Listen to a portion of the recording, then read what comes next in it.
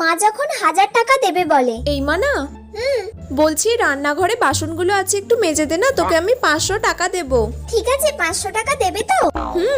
ঠিক আছে, আমি এক্ষুনি গিয়ে মেজে দিচ্ছি। বাসন মাজা হয়ে গেছে? হ্যাঁ মা। আচ্ছা ঠিক আছে, তাহলে তুই একটু ঘরটা ঝাঁট দিয়ে দে আর বিছানাটা গুছিয়ে দে, তাহলে আমি তোকে আরো 200 টাকা দেব। ঠিক আছে, আমি ঘর ঝাঁট দিয়ে দিচ্ছি আর বিছানাটাও গুছিয়ে দিচ্ছি। A few moments later. মানা, আজকে রাত্রে তুই আমাকে একটু পাটা টিপে দিবি, হ্যাঁ? তাহলে আজকে তোকে আমি আরো 300 টাকা দেব। ঠিক আছে, তাহলে টোটাল 1000 টাকা হলো। আগে 1000 টাকা আমাকে তুমি দাও, তাহলে আমি তোমাকে রাত্রে পা টিপে দেবো। এই নে ধর। 1000 টাকা।